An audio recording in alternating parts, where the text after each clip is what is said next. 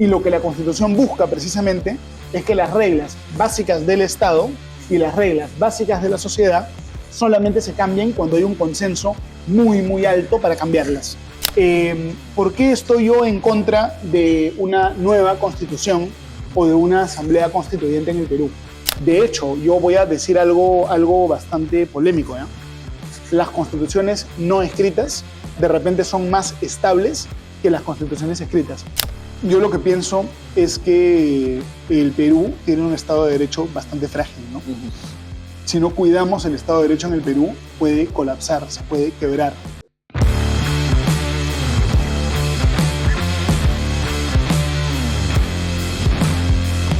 Mucho gusto, gente de Legalmente Hablando. Estoy aquí hoy con Lucas Gersi, el doctor Lucas Gersi. Por favor, doctor, ¿nos puede presentar un poquito, más o menos, cómo es usted, a qué se ha dedicado? Sí, claro, por supuesto. Antes que nada, muy buenos días, Salvador. Gracias por la invitación. Encantado de conversar con ustedes. Bueno, yo soy Lucas Daniel Gersi Murillo. Yo soy abogado por la Universidad Católica del Perú. Tengo una maestría en Derecho por la Universidad de Chicago, en Estados Unidos. Soy abogado litigante, especializado en materia constitucional. Trabajé varios años como asesor en el Tribunal Constitucional del Perú. Además, soy docente universitario, dicto clases en la Universidad San Martín, en la Universidad de Lima y también en la Universidad Católica del Perú. Y yo, además de todo eso, tuve cierta participación, digamos, pública como opositor al gobierno de Pedro Castillo y llevando a cabo una campaña a nivel nacional de oposición a una asamblea constituyente, ¿no? Entonces, encantado de estar acá. Claro, perfecto. Sí, ahora, muchas gracias por esta presentación. Ya saben ustedes, tenemos un invitado de lujo hoy día. Justamente sobre ese tema de la Asamblea Constituyente, querían, obviamente, formar esa Asamblea Constituyente para crear una nueva constitución, amoldada a sus propios ideales. Pero quizás, no sé, o sea, no solamente nos ven estudiantes de Derecho, quizás incluso también estudiantes del primer año, segundo año, e incluso también ciudadanos que tienen quizás algún interés legal, pero que realmente no están estudiando la carrera o algún tipo de ese sentido. Entonces, sabemos de que muchos los medios de comunicación a veces te pintan las cosas de una manera cuando realmente ellos no saben sobre derecho.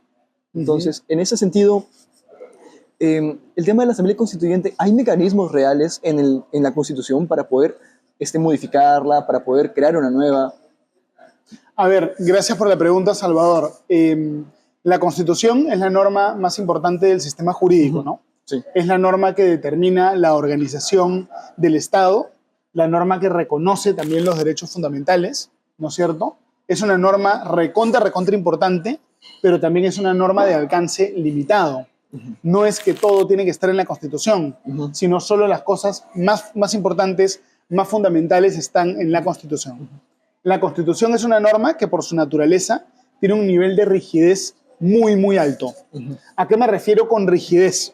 Me refiero a que la Constitución, para ser Constitución, tiene que ser una norma muy difícil de cambiar. Si la Constitución fuera muy fácil de cambiar y cualquier Congreso la puede cambiar con mayoría simple, la Constitución no limitaría el poder, sino que sería simplemente un reflejo del poder. Si es que el Congreso tuviese mayoría de izquierda, la Constitución sería de izquierda, ¿no? Si el Congreso tuviera mayoría de derecha, la Constitución sería de derecha. Es decir, la Constitución no se puede cambiar con mayoría simple. Requiere mayorías mucho más altas para poder cambiarse. Y lo que la Constitución busca precisamente es que las reglas básicas del Estado y las reglas básicas de la sociedad solamente se cambien cuando hay un consenso muy alto para cambiarlas, ¿no es cierto? Claro, claro. La idea es que los cambios políticos y sociales no se adopten así a la ligera, a la mala, a la loca, que yo no haga un cambio y después lo quiera revertir al año siguiente, sino que se requiera más debate para establecer cambios y que hayan límites al poder. La Constitución se puede cambiar, por supuesto. De hecho, la Constitución del año 93 en el Perú se ha modificado muchas veces. Se ha modificado más de 30 veces. Muchísimos cambios, ¿no es cierto? ¿Por qué estoy yo en contra de una nueva constitución o de una asamblea constituyente en el Perú? La asamblea constituyente es una especie de congreso que busca crear una nueva constitución. Es un congreso que busca refundar totalmente el Estado. Y la Asamblea Constituyente, según la doctrina constitucional, tiene un poder absolutamente absoluto, completo. ¿No es Se puede cierto? pasar todo. Nadie puede limitar el poder de la Asamblea Constituyente. Por eso una Asamblea Constituyente, ¿qué cosa puede hacer? Puede hacer todo. ¿Qué límite tiene una Asamblea Constituyente? No tiene ningún límite. Una Asamblea Constituyente, ¿qué podría hacer, no? Podría decir, ¿sabes qué? Tribunal Constitucional, yo te voy a disolver. Poder Judicial, no me gusta tu sentencia, la voy a anular. Hay un municipio, un gobierno regional, yo lo voy a intervenir. Quien pide Asamblea Constituyente lo que pide es poder absoluto. Por ejemplo, ¿no? El caso paradigmático de América Latina en años recientes es la Asamblea Constituyente de Venezuela del año 2017. Esta Asamblea Constituyente del año 2017, todo lo que sacaba del Congreso que era de oposición lo declaraba nulo. El TC emitía sentencias o la Corte Suprema venezolana emitía sentencias, la Constituyente las declaraba nulas, ¿no? Entonces, quien pide Asamblea Constituyente lo que pide es que se constituya un suprapoder encima de todos los demás poderes, precisamente para concentrar el poder. Por eso es que tiene sentido una Asamblea Constituyente cuando no hay Estado de Derecho. Claro. Cuando estamos queriendo crear un gobierno nuevo, cuando estamos saliendo de una dictadura, cuando el gobierno ha colapsado y hay que reconstituirlo. Pero si ya tenemos más o menos un Estado de Derecho, aunque sea un Estado de Derecho débil, no tiene sentido suspender la separación de poderes y concentrar el poder. Porque la finalidad del derecho constitucional es justamente dividir el poder. Entonces, la Asamblea Constituyente, hoy día en el Perú, es la negación de la constitucionalidad. Es básicamente un intento de dar un golpe de Estado, ¿no? Concentrar el poder. Claro, sí. Ese es el tema, ¿no? Y claro, el objetivo antidemocrático de la Asamblea Constituyente que proponen los seguidores del socialismo del siglo XXI, ¿no? Sí. Los seguidores de la dictadura cubana, venezolana. El progresismo. ¿No? Sí. El progresismo es distinto, es otra cosa, ¿ya? Pero los que proponen asambleas constituyentes al estilo venezolano no quieren que el pueblo escoja a su asamblea, sino que quieren que el pueblo escoja al 40% de la asamblea o a la mitad de la asamblea y quieren que el resto de la asamblea sea electo de forma indirecta a través de sindicatos, asociaciones, gremios. ¿Por qué quieren eso? Porque no se quiere una asamblea democrática, sino más bien una asamblea con un montón de poderes fácticos que ellos lo puedan controlar y no quieren pues democracia. Entonces, por eso pienso yo que había que oponerse y hay que oponerse todavía a esta propuesta que lo que busca es demoler el Estado de Derecho en el Perú, como se usó esta propuesta para demoler el Estado de Derecho en la Bolivia de Evo Morales, en el Ecuador de Rafael Correa, para no hablar de Venezuela, ¿no? Claro, sí. Justamente la Constitución es la ley base de todos los ciudadanos y del poder justamente también, que va a ser distribuido entre nuestros tres poderes. En este caso, pero realmente ¿se necesita que exista una Constitución para que exista un país? Bueno, a ver, lo que pasa es que el término Constitución se utiliza en diferentes acepciones. Hoy día pensamos que Constitución es lo mismo que un documento, una norma escrita llamada Constitución, pero la acepción inicial, original de Constitución no es lo mismo que Constitución escrita. Claro. Por ejemplo, el país moderno que fue el primero en tener un gobierno constitucional, claro, sí, es Inglaterra, ¿no? E Inglaterra precisamente no tiene constitución escrita. Es decir, ¿cuándo un país tiene constitución? Cuando existen reglas que deben respetarse por todos, y que van más allá de la discrecionalidad del gobierno. ¿Qué significa tener un gobierno constitucional? Un gobierno basado en reglas y no basado en voluntad del político. Esa es la diferencia, ¿no? Reglas versus voluntad. Puede haber gobierno constitucional sin constitución escrita, como Inglaterra, como Israel, por ejemplo. Israel es un gobierno constitucional que no tiene una constitución, digamos, escrita también, ¿no? De hecho, yo voy a decir algo bastante polémico, ¿ya? Las constituciones no escritas de repente son más estables que las constituciones escritas. Sí. Las constituciones escritas, como están escritas, tú las puedes borrar y las puedes cambiar y las puedes modificar. Pero en Inglaterra nunca va a haber y nunca ha habido una asamblea constituyente.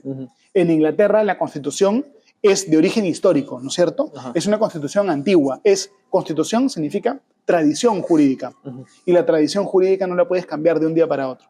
Entonces, de repente, el modelo británico de constitucionalismo produce mucho más estabilidad que el modelo, en el fondo, pues, francés, ¿no es cierto?, latinoamericano. Y de repente la Constitución no escrita, donde la Constitución no es un papel, sino que es un conjunto de tradiciones jurídicas que están en la nube, finalmente termina siendo más estable, ¿no? Claro, como una doctrina. Como una doctrina, ¿no? Finalmente, la idea es de dónde proviene la Constitución, de dónde provienen las reglas básicas del Estado, ¿ya? Y ahí, acá el liberalismo va a tener dos vertientes, ¿no? Una vertiente te va a decir las reglas básicas del Estado provienen de la voluntad popular. Esa es la vertiente más francesa. La vertiente inglesa te dice no proviene de la voluntad popular, proviene de la tradición, proviene de la historia constitucional, proviene de un desarrollo histórico que se fue construyendo la Constitución poco a poco. Entonces yo no la puedo modificar, ¿no es cierto? En el mundo anglosajón te van a decir la Constitución incluye la independencia del Poder Judicial, incluye el juicio por jurado, ¿no es cierto? Incluye la democracia, incluye el concepto de que no puedes cobrar un impuesto sin consentimiento parlamentario. Y eso no se puede cambiar. Ni siquiera la voluntad popular lo puede cambiar, ¿no es cierto? Entonces, hay estas dos vertientes de constitucionalismo y estas dos vertientes de liberalismo. Un autor que desarrolla mucho cómo el liberalismo se bifurca en dos vertientes es precisamente Friedrich Hayek, ¿no? Friedrich Hayek, que fue premio Nobel de Economía, el fundador en realidad de la economía moderna, fue el que hizo esta distinción entre lo que él llamó dos tradiciones de libertad, ¿no? Claro. El liberalismo a la inglesa y el liberalismo a la francesa, ¿no? Es eso al final. Ahora, viendo cómo está estructurado nuestro país, ¿tú crees que vamos por buen camino en el sentido de seguir utilizando el common law? Ya eso es lo que, el civil law, perdóname, hasta el fin de nuestros tiempos, justamente deberían haber quizás reestructuraciones judiciales del poder judicial, quizás del Ministerio Público. ¿Qué es lo que opinas? A ver, podríamos tener una conversación de horas, un curso solo sobre ese punto, ¿no? Digamos, yo lo que pienso es que el Perú tiene un Estado de Derecho bastante frágil, ¿no? Si no cuidamos el Estado de Derecho en el Perú, puede colapsar, se puede quebrar. Cuando se habla de common law versus civil law, se piensa que lo único que diferencia el common law del civil law es que en el civil law hay más énfasis en las normas escritas y en el common law hay más énfasis en los precedentes. Pero yo creo que esa no es la principal distinción y yo creo que esa distinción se está borrando. En el Perú tenemos civil law, ¿no? Sí. Pero nosotros tenemos jurisprudencia que genera un impacto vinculante. El estudiante de Derecho hace 20, 30 años solamente estudiaba códigos, ¿no? Ahora, si no conoces bastante la jurisprudencia del Tribunal Constitucional, no sabes Derecho. Sí. El que estudia Derecho Penal tiene que conocerse todos los acuerdos plenarios y las sentencias importantes de la Corte Suprema, también, ¿no? En materia penal, ¿no? Acuerdos vinculantes, ¿no?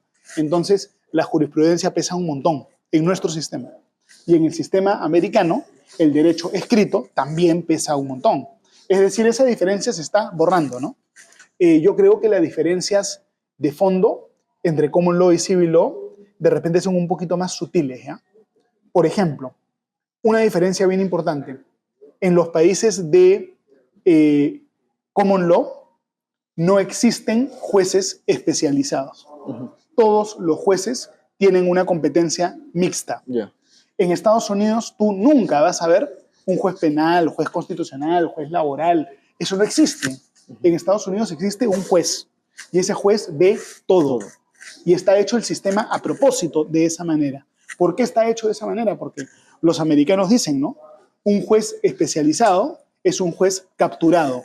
Un juez que tiene una competencia muy específica, siempre va a haber un caso donde va a haber una parte que va a ser nueva y una parte que va a ser repetida. Si tenemos, por ejemplo, un tribunal que solo ve casos tributarios, la SUNAT siempre va a estar ahí y la otra parte va a cambiar. Entonces ese tribunal puede ser muy influenciado por la SUNAT. Estoy poniendo un ejemplo, ¿ya? Claro. Pero en el common law no se admite, no se acepta la especialización en los organismos jurisdiccionales. Esa es una diferencia sutil. La gente habla common law, civil law y no saben eso. Es una diferencia básica entre un sistema y el otro. Otra diferencia importante. En los Estados Unidos, ¿cuántos jueces supremos hay? Ni idea. Nueve jueces supremos, ¿no? En el Perú, ¿cuántos jueces supremos hay? Más de 40. Más de 40. Ya, ok. Compara 9 versus más de 40, ¿no es cierto? Lo que ocurre es que el sistema jurídico peruano no tiene, en el fondo, una corte que sea la última. Lo que tiene es una corte suprema que en realidad no es una corte, sino que en realidad son un montón de cortes. Porque la Corte Suprema tiene 2 salas penales, 2 salas civiles, 5 salas constitucionales y sociales.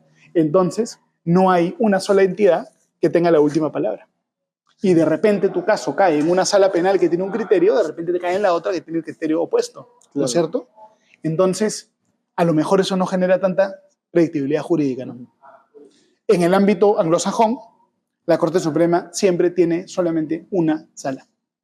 Esa es otra diferencia básica, ¿no es cierto? Entonces, de repente deberíamos nosotros tener una sola cabeza, ¿no? Inclusive la coexistencia de Corte Suprema con Tribunal Constitucional puede ser conflictiva, ¿no? De repente deberíamos tener solo una institución con una sola sala que sea de verdad la que fije la jurisprudencia de todo el sistema jurídico, ¿no? Entonces ahí pueden haber cambios, ¿no? Podríamos debatir enormemente sobre esto, ¿no? Y otro tema es cómo se escogen a los jueces también, ¿no? Cómo se escogen a los jueces. En el ámbito del common law y en muchos otros países, los jueces tienen un sistema de selección donde participa el Parlamento, ¿no? Por ejemplo, en Estados Unidos, el presidente nomina a los jueces, el Senado los confirma con una supermayoría, y en el Perú tenemos más bien otro tipo de sistemas, con la Junta Nacional de Justicia y demás. O sea, hay muchos cambios, ¿no? Muchas diferencias. Claro. Sí. Y ahora justamente hablando sobre el tema del Tribunal Constitucional, quiero pasarme un poquito al tema de la Junta Nacional de Justicia. Correcto. La Junta Nacional de Justicia, ¿cuál es la función al final de la Junta Nacional de Justicia? ¿Es relevante y de verdad es importante? ¿Es determinante acá en el Perú?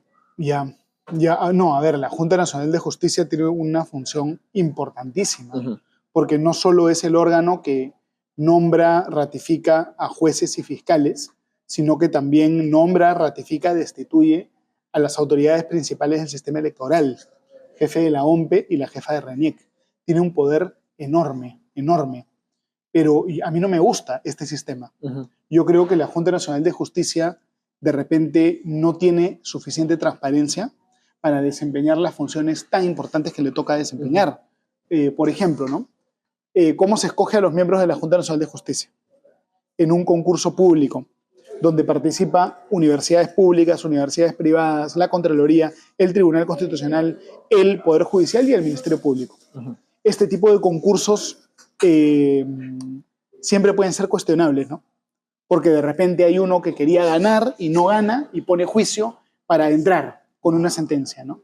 O de repente había uno que parecía que iba a ser seleccionado y lo descalifican, ¿no?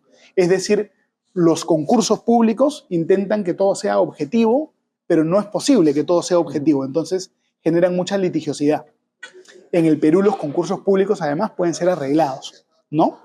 Entonces yo no le daría tanto poder a un organismo que emana de un concurso público, ¿ya? De hecho, justamente... Sí, dime. De hecho, justamente sobre ese aspecto, imagínense que yo tengo el ejemplo de un amigo que justamente entró a un concurso público para poder asumir un cargo dentro del Estado. Sí.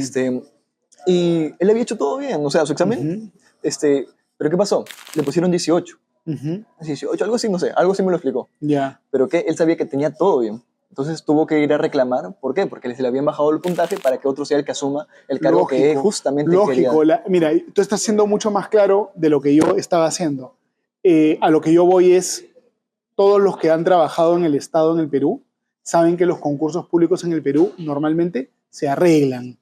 En el Perú muchas veces ya hay un ganador y el concurso público es una finta, ¿no es cierto? Entonces es como algo que agrede la buena fe de la gente, porque un montón de gente de buena fe se presenta a un concurso y resulta que el concurso ya tiene ganador, o resulta que las preguntas del concurso ya se filtraron. Además, evaluar la idoneidad de una persona para un cargo con preguntas, ¿no? Es como complicado. A mí no me gusta el sistema, ¿no es cierto? Yo pienso que sería mucho mejor escoger jueces y fiscales como se les escoge en el common law, que es el mismo sistema que se emplea en el Perú para escoger al funcionario con la mayor legitimidad de todo el Estado peruano, Ajá. que es el presidente del directorio del BCR, Julio Velarde, ¿no? Claro, claro. Él es escogido precisamente porque el presidente lo propone y el Congreso lo confirma con una supermayoría. En ese sistema, número uno, es muy público. Lo que pasa en el Congreso es muy público. Los concursos públicos, mucho menos, ¿no? Luego, en el Congreso, cuando se hace una designación de este tipo, para que escoger al funcionario, tiene que haber un consenso entre todas las bancadas. Es decir, si hay alguien que a una bancada no le gusta, pueden prácticamente vetarlo. Es decir, se requiere gente con mucho más credibilidad, ¿no es cierto? Entonces, habría que cambiar, creo yo, la forma como escogemos, por lo menos, jueces y fiscales supremos, ¿no? Luego, otro problema que tiene el Perú. La Junta Nacional de Justicia permanentemente evalúa a los jueces. Y es una evaluación que antes era cada 7 años, ahora es cada 3 años. Esta evaluación permanente implica que los jueces tienen que presentar, por ejemplo, sentencias, claro, y le ponen nota a sus sentencias. ¿Ustedes imaginan a un juez de la Corte Suprema de Estados Unidos aceptando que le pongan nota a sus sentencias? ¿Imaginan a un juez de la Corte de Casación de Francia aceptando eso? La respuesta es no, jamás ocurriría. Es decir, si tú tratas a los jueces y a los fiscales como estudiantes de universidad, de alguna manera degradas su autoridad, su dignidad. Haces que la gente de primer nivel, los grandes juristas, no quieran entrar a la judicatura. ¿Qué piensa un jurista renombrado, no? ¿Qué es lo que dicen? Te van a decir, me encantaría de repente ser juez, ¿no? Me encantaría ser fiscal, pero ¿para qué me voy a meter si es que me van a maltratar? ¿Para qué me voy a meter si es que de repente cuando me toca la ratificación me van a jalar? Es decir, la gente más eminente, los que más conocen, de repente no quieren entrar al sistema. El juez peruano, el fiscal peruano, es objeto de mucho maltrato. Y está también el problema de la provisionalidad, ¿no? No tienen estabilidad en su cargo y los mueven de un juzgado a otro, de una especialidad a otra. Se maltrata a la gente. Y eso hace que sea más difícil convocar a los mejores talentos, ¿no? A la gente con más mérito. Muchas gracias por habernos invitado y habernos permitido entrevistarlo. Muchas gracias, Salvador. Un honor estar aquí con ustedes. Gracias. Sigan a Legalmente Hablando.